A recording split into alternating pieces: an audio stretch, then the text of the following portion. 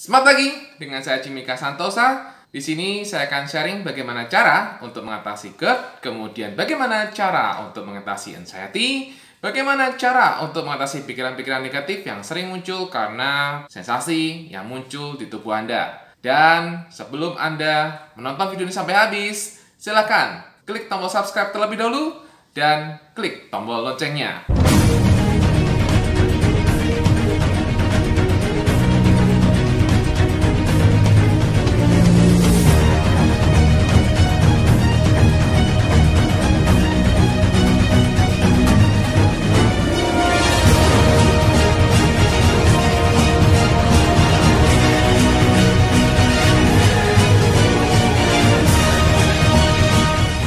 Kalau Anda ingin bisa mengatasi GERD anxiety, maka Anda perlu kenal dulu apa itu GERD, apa itu anxiety. GERD dan anxiety itu berbeda. GERD itu adalah masalah secara fisik dan kecemasan itu adalah masalah secara pikiran. Nah, sekarang kita bahas tentang GERD. Sebenarnya saya sudah bahas tentang GERD di video yang ini ya.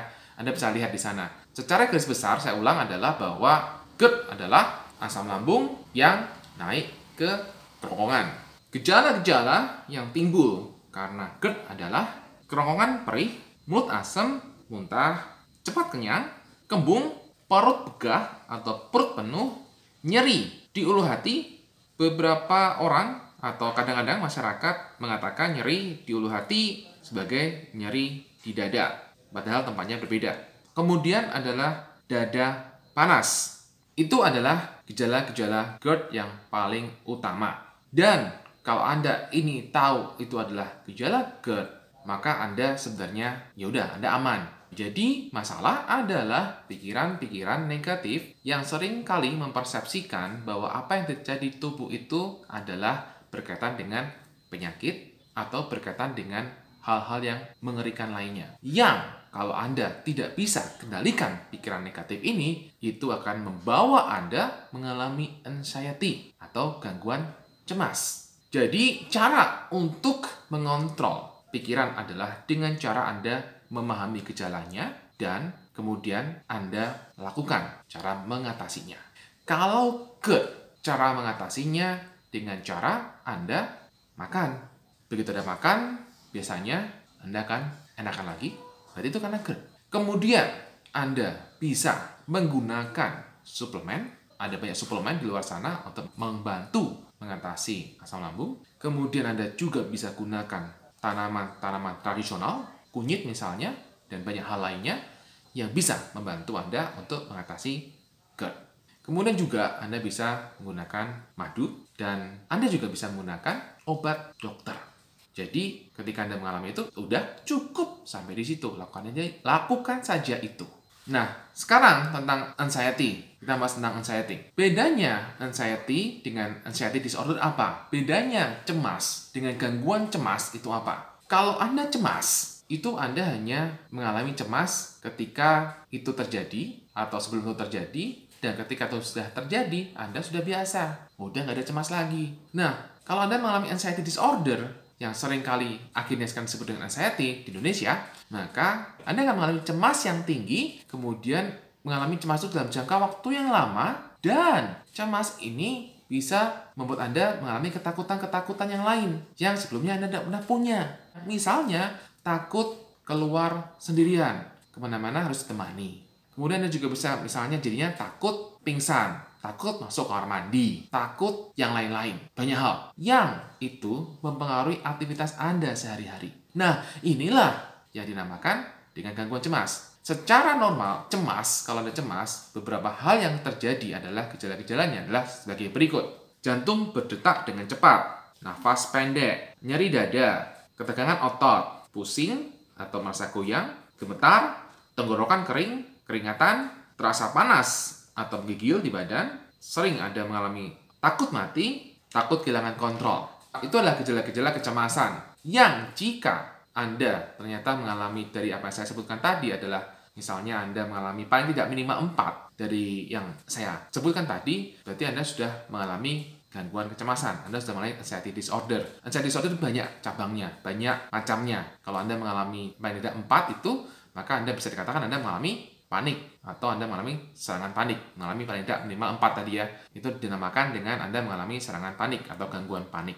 Masih ada banyak juga yang lain. Jadi misalnya Anda mengalami agorafobia seperti itu, takut keluar rumah, harus ditemani, nggak berani pergi jauh, itu udah mengarah ke agorafobia dan banyak hal lainnya. Semuanya masih dalam lingkup gangguan kecemasan atau anxiety.